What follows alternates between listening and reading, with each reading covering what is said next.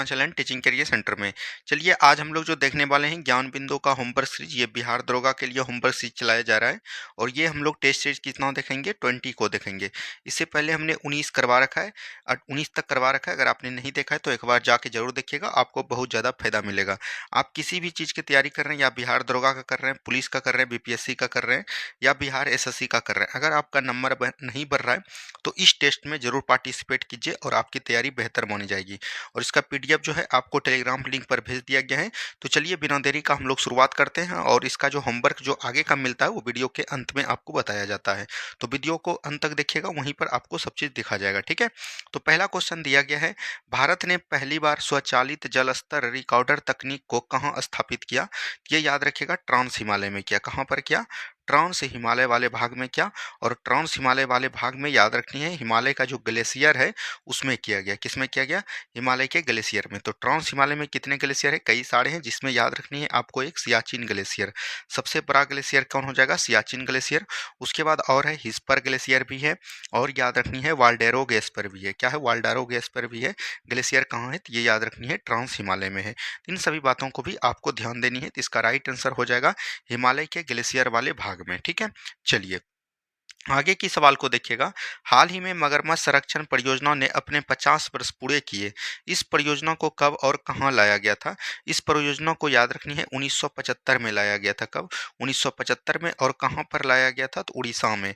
उड़ीसा में एक राष्ट्रीय उद्यान है, याद रखनी है, उस नेशनल पार्क का नाम है भीतरकनिका।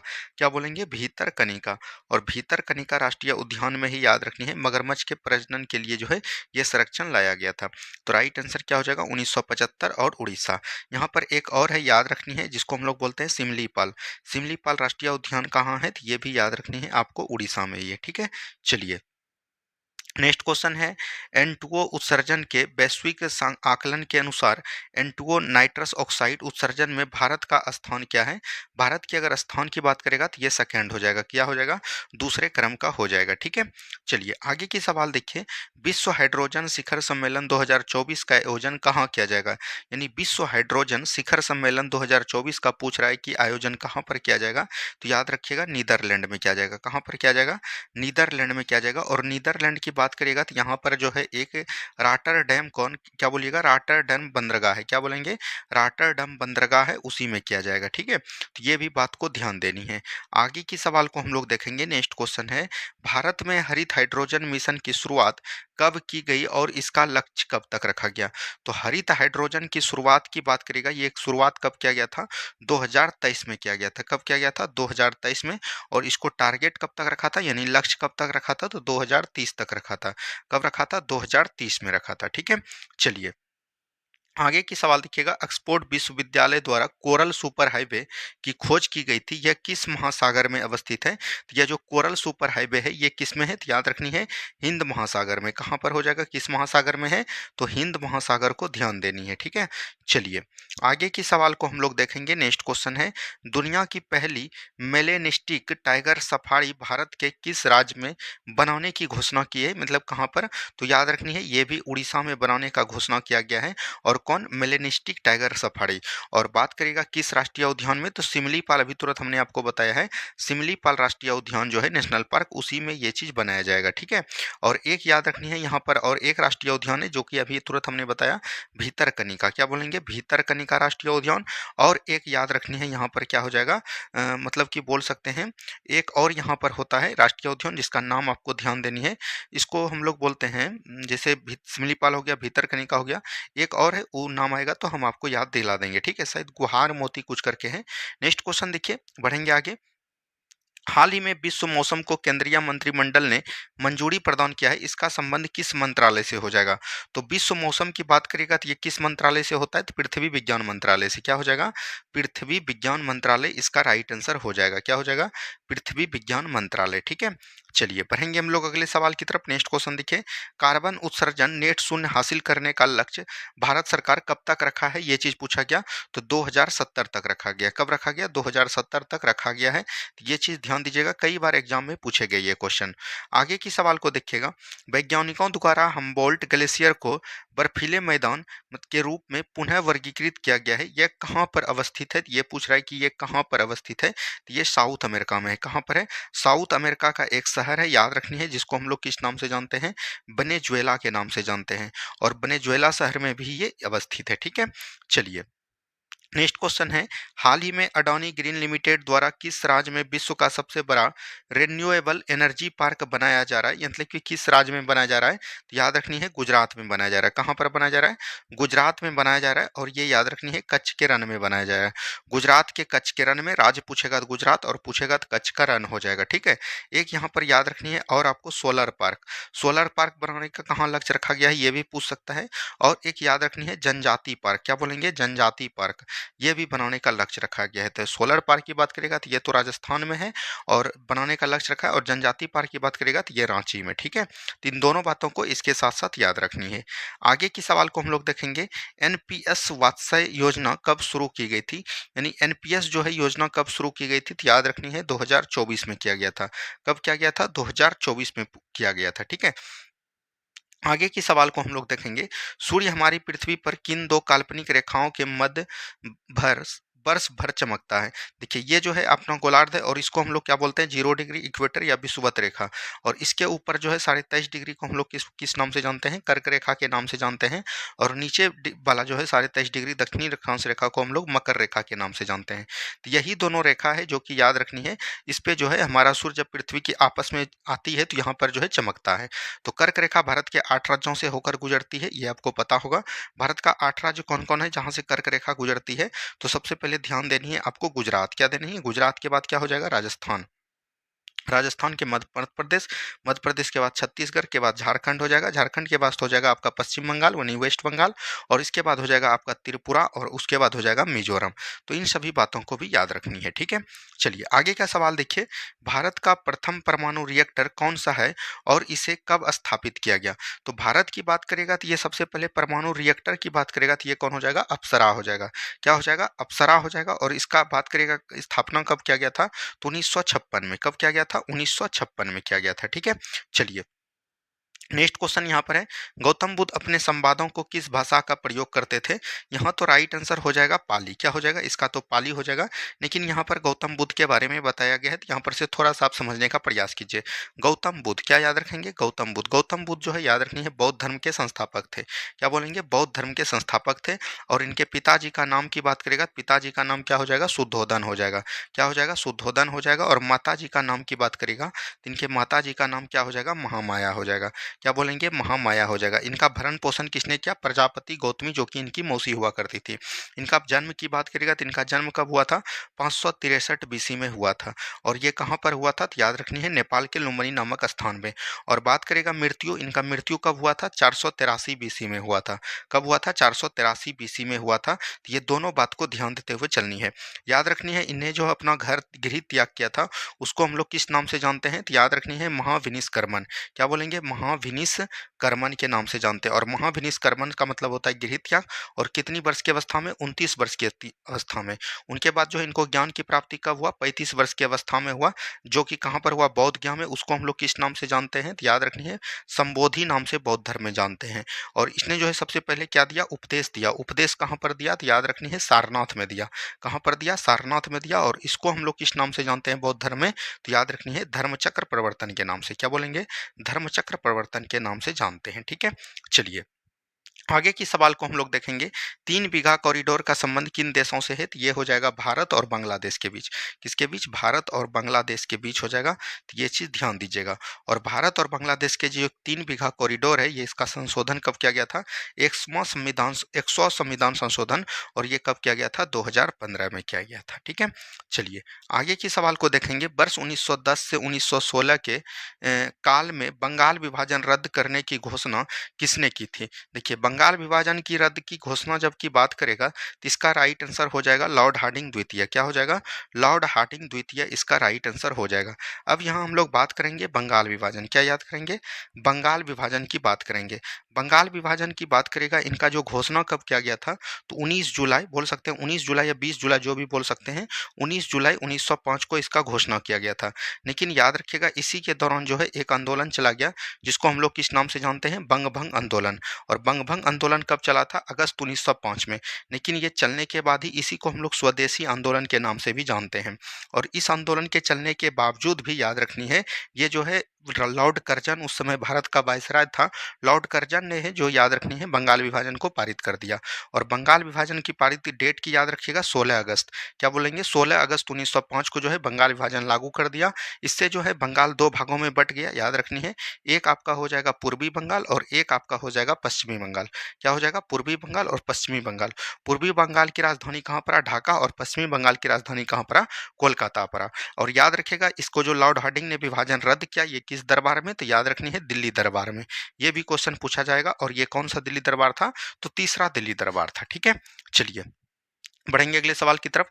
वर्ष 1929 में भारतीय राष्ट्रीय कांग्रेस के लाहौर सत्र के अध्यक्ष कौन चुने गए थे, ये हो जाएंगे जवाहरलाल नेहरू। कौन हो जाएंगे, जवाहरलाल नेहरू हो जाएंगे। जवाहरलाल नेहरू इनका बिल्कुल राइट आंसर हो जाएगा। ठीक है, चलिए आगे के सवाल को देखेंगे। 42वां संविधान संशोधन 1976 के नीति निर्देशक तत्वों में कुल कितने नीति निर्देशक तत्व को शामिल किया गया, तो 3 तत्व। कितने तत्व, तो 3 तत्व हो जाएगा इनका बिल्कुल राइट आंसर। क्या हो जाएगा, बिल्कुल राइट आंसर इनका हो जाएगा 3 तत्व। और 3 तत्व में याद रखनी है कौन कौन से अनुच्छेद जोड़े गए, एक 39 का क जोड़ा गया, एक याद रखनी है 43 का क जोड़ा गया, और एक याद रखनी है 48 का क जोड़ा गया। और यहाँ पर बात करेगा इस आर्टिकल में क्या क्या चीज दिए गए हैं, तो 39 के क में दिया गया है निःशुल्क विधि सहायता। क्या बोलेंगे, निःशुल्क विधिक सहायता। ठीक है, 43 के ख में बताया गया है निर्वाह योग मजदूरी। क्या बोलेंगे, निर्वाह योग मजदूरी, या बोल सकते हैं कुटीर उद्योगों को बढ़ावा देना। और 48 के क में दिया गया है पर्यावरण एवं वन जीवों का संरक्षण। क्या बोलेंगे, पर्यावरण एवं वन जीवों का संरक्षण। आगे की सवाल देखिएगा, मौलिक अधिकारों के निलंबन के संबंध में आपातकालीन प्रावधान को कहाँ से लिया गया है, ये लिया गया है जर्मनी से। कहाँ से, जर्मनी के, याद रखनी है वाइमर संविधान से। कहाँ से, जर्मनी के वाइमर संविधान से लिया गया है। आगे की सवाल को देखेंगे, संविधान के किस अनुच्छेद में नियंत्रक एवं महालेखा परीक्षक के स्वतंत्र पद की व्यवस्था की गई है, देखिए क्या, यानी कि comptroller and auditor general of India, इसकी नियुक्ति राष्ट्रपति करते हैं। और इसका वर्णन कहाँ पे किया गया है, तो 148 आर्टिकल में किया गया है। तो यही आपका राइट आंसर हो जाएगा। क्या याद रखिएगा, इसका कार्यकाल की बात करेगा तो ये 65 ईयर या बोल सकते हैं 6 साल का होता है। और इनको जो है पदमुक्त नहीं किया जा सकता है, पदमुक्त जो है इनको महाभियोग प्रक्रिया द्वारा हटाया जाएगा। और याद रखिएगा ये जो कैग होता है, ये सरकार की मतलब कि धन पर ध्यान देते हैं और उसका जो है रूपरेखा भी तैयार करते हैं। ठीक है, अभी अगर बात करेगा वर्तमान में जो है कौन हो जाएगा भारत के कंप्ट्रोलर एंड ऑडिटर जनरल, तो याद रखनी है संजय मूर्ति हो जाएंगे। कौन हो जाएंगे, संजय मूर्ति हो जाएंगे। ठीक है, चलिए नेक्स्ट क्वेश्चन देखिए क्या बोला गया, सर्क्रिक विवाद किन दो देशों के मध्य है। सर्क्रिक विवाद यहाँ पर से जब आप भारत को देखिएगा, यहाँ पर जो है कच्छ का रण है, और ये कहाँ पर है, गुजरात। गुजरात का सीमा अगर बात करेगा तो कहाँ से लगता है, पाकिस्तान के, पाकिस्तान से लगता है। और पाकिस्तान से लगता है तो इसीलिए जो है ये सर्क्रिक विवाद जो है भारत और पाकिस्तान के बीच है। किसके बीच है, भारत और पाकिस्तान के बीच है। ठीक है, चलिए नेक्स्ट क्वेश्चन है, विश्व जलवायु परिवर्तन प्रदर्शन सूचकांक किस संस्था द्वारा जारी किया जाता है। तो विश्व जलवायु परिवर्तन प्रदर्शन सूचकांक बोल सकते हैं कि किस संस्था द्वारा जारी किया जाता है, तो याद रखनी है ये जो है जर्मन वाच द्वारा किया जाता है। किसके द्वारा, जर्मन वाच के द्वारा इसको जारी किया जाता है। तो ये चीज आपको ध्यान देनी है। और अभी अभी वर्तमान में कितना इसका स्थान है भारत का जलवायु सूचकांक में, तो याद रखनी है 10वीं है। ठीक है, चलिए आगे सवाल देखिएगा, किलायू और मोनोलोवा ज्वालामुखी कहाँ अवस्थित है। यानी किलायू और मोनोलोवा ज्वालामुखी की बात करेगा तो ये जो है हवाई द्वीप पर स्थित है। कहाँ पर है, हवाई द्वीप पर स्थित है। ठीक है, चलिए नेक्स्ट क्वेश्चन देखिए, गुजरात में कच्छ की खाड़ी के तट के पास स्थित एक ज्वारीय बंदरगाह कौन सा है, तो ये हो जाएगा कांडला बंदरगाह। क्या हो जाएगा, कांडला बंदरगाह। और अभी इसका जो है नाम बदल के क्या हो गया है, तो याद रखिएगा यहाँ से इसका जो है नाम भी पूछ देता है कि इसका जो है अभी वर्तमान में नाम चेंज हुआ है। तो इसका नाम क्या हुआ है, दीनदयाल बंदरगाह। क्या बोलेंगे, पंडित दीनदयाल बंदरगाह जो है इनका नाम चेंज करके किया गया है। ठीक है, चलिए और सबसे ज़्यादा बोल सकते हैं एक्सपोर्ट एवं इम्पोर्ट जो है कहाँ पर होता है, तो ये इसी बंदरगाह पर देखने को मिलते हैं। हैं। आगे की सवाल देखिएगा, नेक्स्ट क्वेश्चन है, द्रौपदी मुर्मू देश की पहली महिला आदिवासी राष्ट्रपति है। ये किस आदिवासी जनजाति क्षेत्र से आते हैं? तो याद रखनी है संथाल। क्या बोलेंगे? संथाल से बोलेंगे। और ये कहाँ से आते हैं? तो उड़ीसा से आते हैं। उड़ीसा का पूछ सकता है कि जिला, याद रखनी है मयूरभंज। क्या बोलेंगे? मयूरभंज जिले से आते हैं। ठीक है। राष्ट्रपति की बात करेगा तो ये जो है 15वें क्रम के भारत के राष्ट्रपति बने हैं। वहीं राष्ट्रपति की पद की चर्चा जो है संविधान के किस आर्टिकल में है? तो 52 में है। 53 में क्या है? राष्ट्रपति जो है कार्यपालिका शक्ति का प्रधान होता है। 54 में है निर्वाचन मंडल। 55 में है, याद रखनी है, निर्वाचन पद्धति। 56 में है कार्यकाल। और 57 में है पुनः निर्वाचित हो सकते हैं। 58 में योग्यता। और 59 में सेवा या शर्तें। और 60 में शपथ। और 61 पे है क्या? महाभियोग। ठीक है। चलिए, नेक्स्ट क्वेश्चन है, भारत के संविधान की उद्देशिका को संविधान की आत्मा और हृदय की संज्ञा किसने दिया है? तो ये हो जाएगा जवाहरलाल नेहरू ने दिया है। किसने दिया है? जवाहरलाल नेहरू। इनका बिल्कुल राइट आंसर हो जाएगा। प्रस्तावना की बात करेगा, प्रस्तावना को पेश कब किया गया था? 13 दिसंबर 1946 को। कब किया गया था?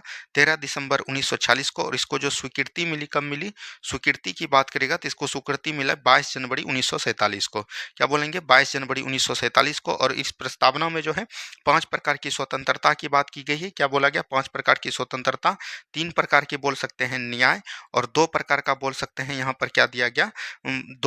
3 प्रकार का न्याय दिया गया। और 2 प्रकार की बात सकते हैं तो यहाँ पर समानता की बात की गई। क्या बोलेंगे? समानता की बात की गई।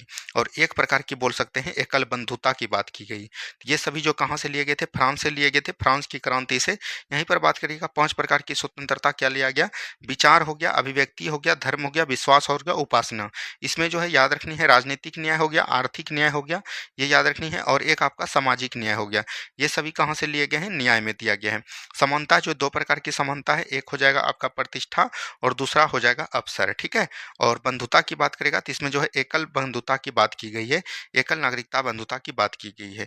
और संविधान की उद्देशिका की बात करेगा तो उद्देशिका में याद रखनी है कभी भी संशोधन नहीं हो सकते। संशोधन हुआ है, एक बार संशोधन हुआ है, लेकिन इसके मूल ढांचा में कोई भी परिवर्तन नहीं किया जाएगा। ठीक है। चलिए, नेक्स्ट क्वेश्चन है, भारत का सबसे बड़ा नदी द्वीप मांझली द्वीप किन 2 नदियों के संगम पे है? बात करेगा नदी द्वीप मांझली, तो मांझली कहाँ पर है? असम में है। असम का एक जिला है मांझली, तो उसी पर जो है याद रखनी है ब्रह्मपुत्र नदी पर। क्या बोलेंगे? ब्रह्मपुत्र नदी पर एक द्वीप है जिसको हम लोग बोलते हैं मांझली द्वीप। और ये ब्रह्मपुत्र नदी की 2 सहायक नदियां हैं। एक हो जाएगा आपका, याद रखनी है, शुभमसिरी। क्या बोलेंगे? शुभनसिरी। शुभनसिरी की बात करिएगा। और एक आपका जो है होता है लोहित। और इसी दोनों की नदियों की संगम पर कौन सा है द्वीप? तो याद रखनी है, ये हो जाएगा मांझली द्वीप। ब्रह्मपुत्र नदी जो है तिब्बत के मानसरोवर झील से निकलती है। और अपना जल जो है याद रखनी है तिब्बत की ओर पठाते हुए अरुणाचल प्रदेश से भारत में प्रवेश करती है। और अपना जल जो है बे ऑफ बंगाल की खाड़ी में गिराती है। यहाँ तक कि इसकी लंबाई की बात करेगा तो लगभग 2900 किलोमीटर इसकी लंबाई है। और इसकी कई सारी सहायक नदियां हैं, जैसे सुबनसिरी हो गया, लोहित हो गया, धनसिरी हो गया। क्या बोलेंगे? धनसिरी हो गया, कामेंग हो गया, मानस हो गया। ये सभी इसकी सहायक नदियां हैं। नेक्स्ट क्वेश्चन देखिए, काला पानी विवाद का संबंध किन 2 देशों से है? तो ये भारत और नेपाल हो जाएगा। क्या हो जाएगा? भारत और नेपाल इसका राइट आंसर हो जाएगा। ठीक है। चलिए, आगे की सवाल को देखेंगे, कौन सा विटामिन रक्त का थक्का बनाने के लिए आवश्यक है? तो विटामिन के हो जाएगा। क्या हो जाएगा? विटामिन के हो जाएगा। नेक्स्ट क्वेश्चन देखिए, सिकंदर भारत पर आक्रमण करने के लिए अफगानिस्तान के किस काबुल होते हुए किस दर्रे से भारत आया था? ये आपका क्वेश्चन पूछा गया था। याद रखनी है किस दर्रे से? खैबर दर्रे से। किस दर्रे से? खैबर दर्रा हो जाएगा बिल्कुल राइट आंसर। ये चीज ध्यान दीजिएगा। आगे की सवाल को हम लोग देखेंगे। नेक्स्ट क्वेश्चन है, हिंदुस्तान रिपब्लिकेशन एसोसिएशन की स्थापना कब और किसके द्वारा किया गया था? तो याद रखनी है एचआरए। एचआरए का गठन जो है किसने किया था? सचिंद्र सन्याल ने किया था। किसने किया था? सचिंद्र सन्याल ने किया था। और इसका गठन की बात करेगा तो 1924 में किया गया था। लेकिन इसमें जो है धन, कोई भी संस्था जो है आपको पैसे से चलती है, तो पैसे के लिए याद रखनी है 1925 में जो है काकोरी ट्रेन को लूटा गया था, इसीलिए हम लोग उसको काकोरी टकन टकैती भी बोलते थे। लेकिन अब जो है उसका नाम बदल के क्या कर दिया? ककोरी ट्रेन एक्शन के नाम से जानते हैं। ठीक है। चलिए, नेक्स्ट क्वेश्चन देखिए, मौन घाटी भारत के किस राज्य में अवस्थित है? मौन घाटी की बात करेगा तो ये हो जाएगा केरल। और केरल में शांत घाटी बोल सकते हैं या साइलेंट वैली, ये किसको बोलते हैं? मौन घाटी को ही बोलते हैं। ठीक है। सबसे अधिक अगर बात करेगा जैव विविधता कहाँ पर होता है, तो याद रखनी है ये जो है कहाँ पर देखने को मिलता है? तो मौन घाटी में देखने को मिलता है। नेक्स्ट क्वेश्चन है, भारत के समुद्र तटीय मैदानों में दीघा तट भारत के राज्य में अवस्थित है। तो ये देखिए, जिस तरह से यहाँ पर होता है गुजरात, गुजरात में आपको हम लोग किस नाम से जानते हैं, कठियावाड़ तट के नाम से। उसी तरह जो है पश्चिम बंगाल यानी वेस्ट बंगाल में हम लोग किस नाम से जानते हैं, दीघा तट के नाम से जानते हैं। किस नाम से, दीघा तट के नाम से। तो इसका राइट आंसर हो जाएगा पश्चिम बंगाल। क्या हो जाएगा, पश्चिम बंगाल इसका राइट आंसर हो जाएगा। ठीक है, चलिए नेक्स्ट क्वेश्चन देखिए क्या बोला गया। चंदावर का युद्ध कब और किसके बीच लड़ा गया था। चंदावर का युद्ध की बात करेगा तो 1194 ईस्वी में लड़ा गया था। और किसके किसके बीच, तो याद रखनी है गौड़ी और बोल सकते हैं जयचंद के बीच। किसके बीच, गौड़ी और जयचंद के बीच ये लड़ा गया था। ठीक है, जिसमें कि जयचंद की हार हुई थी और गौड़ी का जीत हुआ था। आगे की सवाल को हम लोग देखेंगे। नेक्स्ट क्वेश्चन है, भारत का नवीनतम और सबसे बड़ा परमाणु बिजली संयंत्र कौन सा है। ये चीज पूछा गया, तो ये हो जाएगा आपका कौन, कुडनकुलम। क्या हो जाएगा, कुडनकुलम। और कुडनकुलम कहाँ पर है, तो याद रखनी है ये हो जाएगा तमिलनाडु में। कहाँ पर हो जाएगा, तमिलनाडु में। ठीक है, चलिए आगे की सवाल देखिए, किस लौह अयस्क का उपयोग विद्युत उद्योगों में विशेष रूप से किया जाता है। तो मैग्नेटाइट का। किसके करते हैं, मैग्नेटाइट हो जाएगा इसका बिल्कुल राइट आंसर। क्या हो जाएगा, मैग्नेटाइट। लोहे का जो है याद रखनी है चार अयस्क है। एक हो जाएगा मैग्नेटाइट, एक हो जाएगा याद रखिएगा हेमेटाइट। क्या हो जाएगा, हेमेटाइट हो जाएगा। और एक आपका हो जाएगा सीडेराइट। क्या हो जाएगा, सीडेराइट। ऐसे तो कई अयस्क हैं, लेकिन ये जो तीन चार होते हैं बहुत इंपॉर्टेंट होते हैं। आगे की सवाल देखिए, एल्युमिनियम धातु का सर्वाधिक निष्कर्षण किस अयस्क से किया जाता है। तो बॉक्साइट से। किससे हो जाएगा, बॉक्साइट इसका बिल्कुल राइट आंसर हो जाएगा। ठीक है, चलिए नेक्स्ट क्वेश्चन देखिए, निम्नलिखित में से कौन से ऊर्जा के रूपांतरण परंपरागत स्रोत हैं। परंपरागत स्रोत मतलब हुआ पेट्रोलियम हो गया, जल विद्युत हो गया, प्राकृतिक गैस हो गया। यानी एक, दो और चार हो जाएगा। और ये याद रखिएगा परंपरागत में बायोगैस नहीं आता है। तो राइट आंसर क्या होगा, एक, दो और चार होगा। आगे की सवाल देखेंगे, कौन सा सर्वोत्तम गुण वाला कठोर कोयला है। तो ये हो जाएगा एंथ्रासाइट। क्या हो जाएगा, एंथ्रासाइट हो जाएगा। कोयला जो है याद रखनी है चार प्रकार के होते हैं। एक होते हैं एंथ्रासाइट, दूसरा होता है याद रखनी है बिटुमिनस। क्या होता है, ब्यूटूमिनस होता है। और तीसरा होता है आपका पीट। क्या होता है, पीट। तो ये सभी में सबसे अधिक जो है सर्वोत्तम गुण वाला कौन हो जाएगा, एंथ्रासाइट। और ये बोल सकते हैं कहाँ पर पाया जाता है, तो याद रखनी है ये जो है बोल सकते हैं कारगिल के वाला क्षेत्र में पाया जाता है। कहाँ पर, कारगिल वाला क्षेत्र में पाया जाता है। ठीक है, चलिए नेक्स्ट क्वेश्चन देखिए क्या बोला गया। भारत में किस क्षेत्र में लिग्नाइट कोयले के प्रमुख भंडारण मिलते हैं। तो प्रमुख कहाँ पर मिलेगा, तमिलनाडु में। कहाँ पर, तमिलनाडु में। और ये कहाँ पर होता है, तो नवेली। क्या याद रखिएगा, नवेली याद रखनी है। ठीक है, चलिए नेक्स्ट क्वेश्चन है, छत्तीसगढ़ का कोरबा किस खनिज के उत्पादन के लिए प्रसिद्ध है। तो ये कोयला के लिए प्रसिद्ध है। किसके लिए है, कोयला के लिए प्रसिद्ध है। तो याद रखनी है। आगे की सवाल देखेंगे, केरल में पाई जाने वाली मोनाजाइट रेत में कौन सा खनिज पाया जाता है। तो याद रखनी है इसमें जो पाया जाता है थोड़ियम पाया जाता है। क्या पाया जाता है, थोड़ियम पाया जाता है। और थोड़ियम का ही अयस्क क्या है, मोनाजाइट। ठीक है, आगे की सवाल देखिएगा, भारतीय खनिज पदार्थों का भंडारण किसे कहा जाता है। खनिज पदार्थों का भंडार की बात करेगा तो ये किसे कहा जाता है, तो याद रखिए छोटा नागपुर का पठार। किसको बोला जाते हैं, छोटा नागपुर के पठार को बोलते हैं। ठीक है, चलिए आगे की सवाल को हम लोग देखेंगे। नेक्स्ट क्वेश्चन है, भारत का सबसे महत्वपूर्ण खनिजपूर्ण रॉक तंत्र यानी कि पर्वत कौन है। ये चीज पूछा गया, तो याद रखनी है धारवाड़। क्या बोलेंगे, धारवाड़ पर्वत चोटी याद रखनी है। ये जो है किसके लिए है, तो ये खनिजपूर्ण संसाधन के लिए सबसे अधिक खनिज इसमें पाया जाता है। और कितने प्रकार के चट्टान पाए जाते हैं, तो याद रखनी है ADKV यानी कि चार प्रकार के। आर्कियन क्रम का चट्टान। क्या बोलेंगे, आर्कियन क्रम का चट्टान, जो कि सबसे प्राचीनतम चट्टान होता है। और इसको हम लोग बोलेंगे धारवाड़ क्रम का चट्टान। ठीक है, और के से बोलेंगे कुडप्पा क्रम का चट्टान। क्या बोलेंगे, कुडप्पा क्रम का चट्टान। और भी से हो जाएगा बिंद क्रम का चट्टान। और सबसे नवीनतम अगर चट्टान आपसे पूछेगा, क्या बोलेंगे, सबसे नवीनतम अगर चट्टान पूछेगा तो ये हो जाएगा गोंडवाना क्रम का चट्टान। क्या बोलेंगे, गोंडवाना क्रम का चट्टान। ठीक है, चलिए नेक्स्ट क्वेश्चन देखिए, भारत में प्रथम न्यूक्लियर ऊर्जा स्टेशन की स्थापना कहाँ हुई। तो भारत में प्रथम न्यूक्लियर ऊर्जा स्टेशन की स्थापना की बात करेगा तो ये कहाँ पर हुआ, ये चीज पूछा गया। तो न्यूक्लियर ऊर्जा स्टेशन की स्थापना यहाँ पर पूछा जा रहा है, तो ये कहाँ पर किया गया। तो इसको एक बार देख लीजिएगा, इसमें थोड़ा सा डाउट है, इसको एक बार आप लोग को देख लेनी है। ठीक है, चलिए नेक्स्ट क्वेश्चन देखिए क्या बोला गया। बक्सर के युद्ध 1764 के समय गवर्नर कौन था। तो बक्सर का युद्ध कब हुआ है, 22 अक्टूबर 1764 में हुआ था।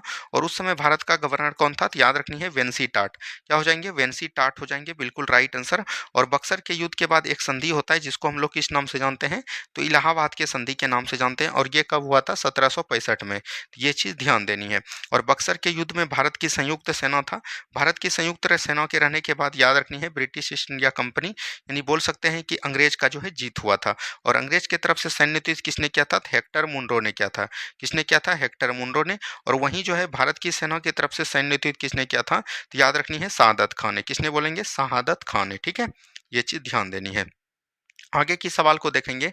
नेक्स्ट क्वेश्चन है, हाईकोर्ट एक्ट कब पारित हुआ जिसके साथ ही संपूर्ण देश की एक ही दंड संहिता लागू हुआ? हाईकोर्ट एक्ट याद रखनी है 1861 में पारित हुआ। कब हुआ? 1861 के अधिनियम के द्वारा पारित हुआ था। ठीक है, चलिए नेक्स्ट क्वेश्चन देखिए। किस व्यक्ति द्वारा 1909 के कांग्रेस अधिवेशन में कहा गया कि रिपन भारतीय वायसरायों में सबसे अधिक लोकप्रिय था? तो रिपन की बात करेगा, सबसे अधिक लोकप्रिय इसको किसने बोला था? मदन मोहन मालवीय ने। और किसमें बोला था? 1909 के कांग्रेस अधिवेशन में। ठीक है, चलिए नेक्स्ट क्वेश्चन देखिए। किस गवर्नर जनरल द्वारा वित्तीय विकेंद्रीकरण की नीति का नियमीकरण किया गया? यानी कि वित्तीय विकेंद्रीकरण की नीति का नियमीकरण जो किया गया, ये किसके द्वारा किया गया? ये चीज पूछा गया, तो याद रखनी है लॉर्ड मेयो के द्वारा।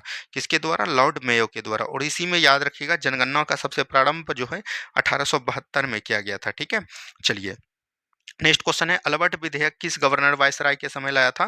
तो ये 1882 में लाया गया था। और किसके द्वारा? तो रिपन के द्वारा। उस समय कौन था गवर्नर या वायसराय? रिपन था। आगे की सवाल देखिएगा, जमींदारी व्यवस्था को कब और किसके द्वारा लाया गया था? जमींदारी व्यवस्था को लाया गया था 1793 में। कब लाया गया था? 1793 में। और किसके द्वारा लाया गया था? कॉर्नवालिस के द्वारा। किसके द्वारा? कॉर्नवालिस के द्वारा लाया गया था। ठीक है, चलिए आगे की सवाल देखिएगा। नेक्स्ट क्वेश्चन है, निम्नलिखित कथनों पर विचार कीजिए। रॉबर्ट क्लाइव बंगाल के प्रथम गवर्नर जनरल थे। तो ये गलत हो गया, अगर जनरल नहीं रहता गवर्नर ठीक था। विलियम बेंटिक भारत के प्रथम गवर्नर जनरल थे। तो ऑप्शन नंबर जो है 2 यहाँ पर सही है। क्या है? केवल 2 सही है। ठीक है, चलिए नेक्स्ट क्वेश्चन देखिए। भारत में अंग्रेजों के समय प्रथम जनगणना किसके शासनकाल में देखने को मिलता है? तो लॉर्ड मेयो हो जाएगा। और लॉर्ड मेयो के समय में 1872 में सर्वप्रथम जनगणना देखने को मिलता है। वहीं बात करेगा नियमित जनगणना, क्या बोलेंगे? नियमित जनगणना की बात करेगा, तो ये 1881 ईस्वी में हुआ था। और किसके शासनकाल में? तो रिपन उस समय भारत का गवर्नर जनरल था। ठीक है, चलिए नेक्स्ट क्वेश्चन देखिए। भारत में स्थानीय स्वायत्तता शासन को किसने प्रोत्साहित किया था? स्थानीय स्वशासन शासन को जो है किसने प्रोत्साहित किया था? तो रिपन ने किया था। किसने किया था? रिपन ने किया था। ठीक है, चलिए नेक्स्ट क्वेश्चन देखिए। किस गवर्नर जनरल ने भारत में दास प्रथा को समाप्त किया था? तो 1843 में किया गया था। और किसके द्वारा? तो लॉर्ड एलन बरो के द्वारा। किसके द्वारा? लॉर्ड एलन बरो उस समय भारत का गवर्नर जनरल था। ठीक है, चलिए नेक्स्ट क्वेश्चन देखिए। कलकत्ता में एशियाटिक सोसाइटी की स्थापना के समय बंगाल का गवर्नर जनरल कौन था? तो एशियाटिक सोसाइटी की बात करेगा, तो यहाँ पर से हो जाएगा वारेन हेस्टिंग था। कौन थे? वारेन हेस्टिंग्स हो जाएगा बिल्कुल राइट आंसर। और ये कलकत्ता में एशियाटिक सोसाइटी की स्थापना किसने किया था? तो याद रखनी है विलियम जॉन्स ने किया था। किसने किया था? विलियम जॉन्स ने किया था। ठीक है, चलिए नेक्स्ट क्वेश्चन देखिए क्या बोला गया। कर्नाटक राज्य में स्थित बाबा बुदन की पहाड़ियां निम्नलिखित में से किस खनिज के उत्खनन के लिए प्रसिद्ध है? तो याद रखनी है लोहा के लिए। किसके लिए? लोहा के लिए प्रसिद्ध है। ठीक है, आगे की सवाल देखेंगे। कोयले की खानों के लिए प्रसिद्ध क्षेत्र कोरबा किस राज्य में है? तो छत्तीसगढ़ में है। कहाँ पर हो जाएगा? छत्तीसगढ़ में हो जाएगा। ठीक है, चलिए नेक्स्ट क्वेश्चन देखिए क्या बोला गया। बेलाडीला खान से खनन किए जाने वाले लो एस को निम्नलिखित में से किस बंदरगाह से? देखिए बेलाडीला की खान से पूछेगा और बंदरगाह पूछेगा किस बंदरगाह से, तो याद रखनी है विशाखापत्तनम हो जाएंगे। क्या हो जाएगा?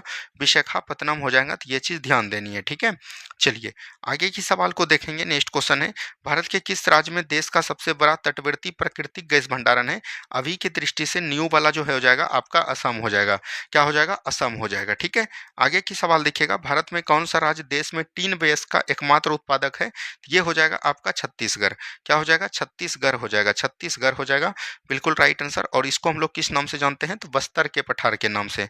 बस्तर के पठार में जो है सबसे अधिक जो है टीन होता है। ठीक है, चलिए नेक्स्ट क्वेश्चन है, भारतीय संविधान के किस संशोधन ने मौलिक कर्तव्यों की सूची का दावा किया था? तो याद रखनी है 42वां संविधान संशोधन 1976। और भारत में याद रखिएगा एक भी मौलिक कर्तव्य नहीं था, लेकिन 10 मौलिक कर्तव्य जो जोड़ा गया था वो 42वां संविधान संशोधन के द्वारा। और एक मौलिक कर्तव्य 66वां संविधान संशोधन 2002 में जोड़ा गया। तो अभी वर्तमान में कितने मौलिक कर्तव्य हैं? 11 मौलिक कर्तव्य हैं। ठीक है, चलिए नेक्स्ट क्वेश्चन है, भारत की बोल सकते हैं संप्रभुता, एकता और अखंडता की रक्षा और उसे अक्षुण्ण रखना किसके तहत उल्लिखित प्रावधान किया गया है? ये चीज आपसे पूछा जा रहा है। ये सब बातें जो कहाँ पर किया गया है, तो याद रखनी है मौलिक कर्तव्य में दर्शाया गया कि यहाँ पर मौलिक कर्तव्य इसका बिल्कुल राइट आंसर हो जाएगा। ठीक है, चलिए नेक्स्ट क्वेश्चन देखिए क्या बोला गया।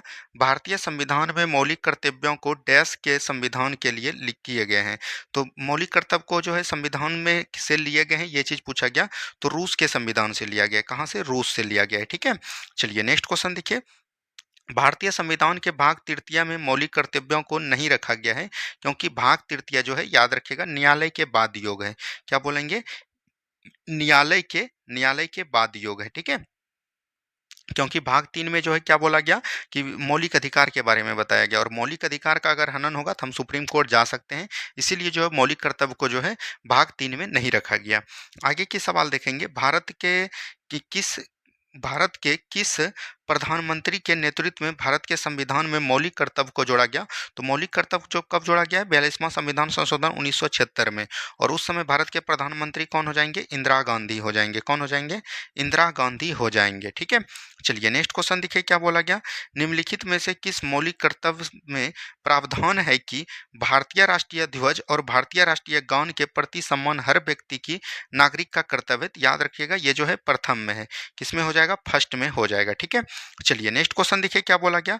भारतीय संविधान के निम्नलिखित में से किस अनुच्छेद में मौलिक कर्तव्यों का संबंधित प्रावधान है? तो ये हो जाएगा 51 का क में है। किस आर्टिकल में? 51 का क। और भाग पूछेगा तो याद रखनी है, भाग हो जाएगा 4 के क में हो जाएगा। ठीक है, चलिए आगे की सवाल देखिएगा। भारत के प्रत्येक नागरिक का कर्तव्य होगा कि प्राकृतिक पर्यावरण एवं संरक्षण एवं सुधार उपरोक्त कथन भारतीय संविधान के किस अनुच्छेद में वर्णन है? तो ये जो है 48 के क में वर्णन किया गया। किसमें? 48 के क में। नेक्स्ट क्वेश्चन है, यूनेस्को ने किस वर्ष में कालबेलिया नृत्य को अपनी अमूर्त संस्कृत विरासत सूची में सम्मिलित किया गया है? तो 2010 में किया गया है। और ये कालबेलिया कहाँ का नृत्य है? तो याद रखनी है, राजस्थान का है।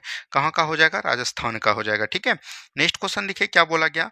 निम्नलिखित में से किस जनजाति द्वारा देवी सरस्वती की पूजा करने के लिए घूमर नृत्य शैली को विकसित किया गया है? तो याद रखनी है, ये हो जाएगा भील जनजाति के लिए। और भील जनजाति सबसे अधिक कहाँ पर है? महाराष्ट्र में हो जाएगा। ठीक है, नेक्स्ट क्वेश्चन देखिए क्या बोला गया। निहंग शेख योद्धाओं के लिए एक पारंपरिक लड़ाई शैली गतका किसका इस्तेमाल आत्मरक्षा के साथ साथ खेल के लिए भी किया जाता है? और भारत के निम्नलिखित में से किस राज्य से उत्पन्न हुई? ये गतका जो है कहाँ पर हो जाएगा? पंजाब का हो जाएगा। क्या हो जाएगा? और पंजाब का ये एक बोल सकते हैं मार्शल आर्ट हो जाएगा। जैसे यहाँ पर हम लोग जानते हैं कलाड़ी पट्टू। कलाड़ी पट्टू कहाँ का है? ये चीज़ पूछा जाता है। और एक आपको याद रखनी है थांगटा। थांगटा आपका कहाँ पर होता है? मणिपुर का होता है। कहाँ का? मणिपुर का। और कलाड़ी पट्टू कहाँ का है? केरल का। ये सभी जिस तरह के बोल सकते हैं मार्शल आर्ट है, उसी तरह जो है गतका जो है पंजाब की मार्शल आर्ट है। नेक्स्ट क्वेश्चन देखिए, निम्न में से किस लोक नृत्य के साथ भारत ने वर्ष 2015 में गिनीज विश्व रिकॉर्ड पुस्तक में नाम दर्ज किया है? तो याद रखनी है नाटी। और नाटी बोल सकते हैं कहाँ का लोक नृत्य है? उत्तराखंड जो है और हिमाचल प्रदेश का लोक नृत्य है। और इसमें महिलाओं के उजागर के लिए बताया गया था, इसीलिए जो है इसको गिनीज विश्व रिकॉर्ड पुस्तक में नाम दर्ज किया गया था। ठीक है, अब जो है हम लोग 75 क्वेश्चन आपको करवा दिया। और कल का जो है आप लोग होमवर्क देख के आइएगा। और कल से जो है आपका डेली वे में क्लास चलता रहेगा। जैसे करंट अफेयर में आपको क्या पढ़ के आना है? तो 106 पेज से लेके 110 पेज को पढ़ के आना है। क्वेश्चन बैंक की बात करेगा, क्वेश्चन बैंक में 291 पेज से 300 पेज तक पढ़ के आना है। वहीं बात करेगा आपको पॉलिटी में, किसमें? पॉलिटी में जो है आपको क्या पढ़ के आना है? तो राष्ट्रपति पढ़ के आना है।